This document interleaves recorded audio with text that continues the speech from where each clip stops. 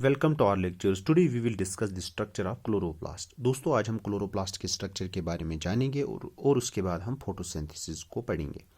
ये जो फोटोसिंथेसिस है सभी को पता है कि ये क्लोरोप्लास्ट में होती है। ये दो फेसों में होती है। इसका जो पहला फेस है वो है लाइट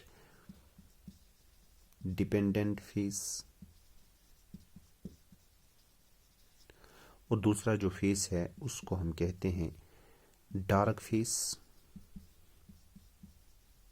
या light independent face, LIP short में मैंने लिखा। ठीक है, तो फोटोसिंथेसिस को समझने से पहले हमें क्लोरोप्लास्ट के स्ट्रक्चर के बारे में कम से कम बेसिक इंफॉर्मेशन मालूम होनी चाहिए। ये जो आप देख रहे हैं जो सेल्यूलर ऑर्गेनली है, ये भी एक मेम्ब्रेन बाउंड ऑर्गेनली है। इसके जो इर्द गिर्द आप ये जो दो लेयर्स देखते हैं, this is the outer layer and this is inner layer।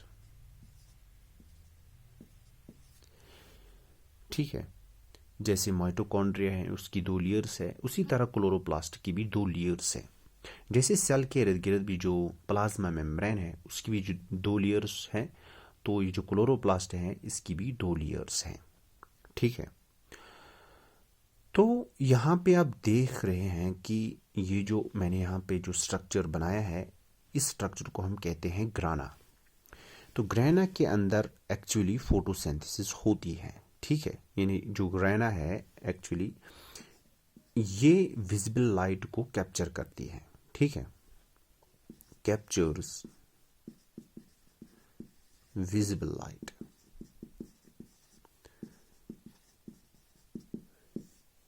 Okay, तो यहाँ पे जो आप कॉइन लाइक स्ट्रक्चर्स देखते हैं, these disc shaped like structures, these are called the फाइलोकॉइड्स।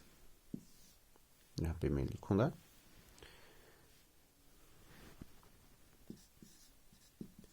Disc like structures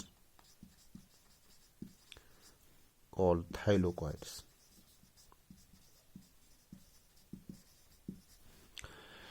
यहाँ पे अब याद रखिए जो थाइलोकॉइड्स होती हैं, इन थाइलोकॉइड्स में क्या होता है, इनमें क्लोरोफिल प्रेजेंट होता है।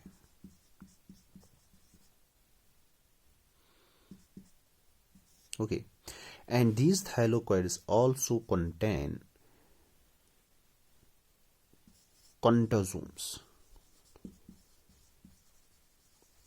These contosomes are responsible for the capturing of photons. Actually capture करते हैं फोटॉन। ओके, सो ये जो डिस्क लाइक कॉइड्स होती हैं इनमें क्लोरोफिल प्रेजेंट होता है। दीज बैग्स और I can say these sacs are filled with a chlorophyll and this chlorophyll actually captures the सन's विजिबल लाइट। ओके, इनमें फोटोसिंथेसिस होती है। या मैं ये कहूँगा कि इनमें लाइट डिपेंडेंट फेस होता है, यानी इनके अंदर जो लाइट एब्जॉर्ब होती है और बाद में जो आप देखते हैं फोटोसिंथेसिस में क्या होता है कि कार्बोहाइड्रेट्स बनते हैं, वो एक्चुअली इनमें होता है, वो प्रोसेस इनमें होती है। Okay, this is the first step which occurs actually in these thylakoids. Okay, मैंने यहाँ पे फोटोसिंथेसिस के बारे में यहाँ पे डिस्कस नहीं करूँगा, बस अब ये याद रखिए क्लोरोप्लास्ट के स्ट्रक्चर के बारे में, इनके अंदर कौन क्या क्या कंपोनेंट पाया जाता है। और ये जो आप देख रहे हैं these grana actually contains these disc-like structures which are called the thylakoids. Okay, and these grana are connected with a structure and this structure is called stroma lamellae। यहाँ पे आप देख सकते हैं कि ये जो ग्राना है ये आपस में कनेक्टेड है with a structure that is known as stroma lamellae। Okay, और इनके अंदर जो स्पेस है, the space surrounded by these ग्राना, यहाँ पे मैं लिखूंगा the space surrounded by ग्राना is filled with A fluid called stroma. That fluid is known as stroma. The space that is surrounded by grana is filled with a fluid called stroma. इस stroma में आप देख सकते हैं कि इसमें RNA भी होता है और इसमें DNA भी होता है. Because this organelle the chloroplast are semi autonomous, ये बहुत सारी फंक्शंस खुद ही करती है क्योंकि इनमें RNA और DNA प्रेजेंट होता है. Okay, and that is all about the structure of the chloroplast.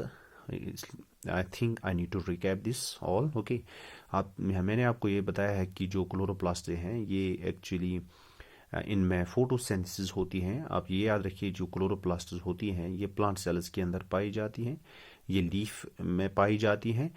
क्योंकि जो लीफ होता है, आप ये याद रखिए कि इस लीफ में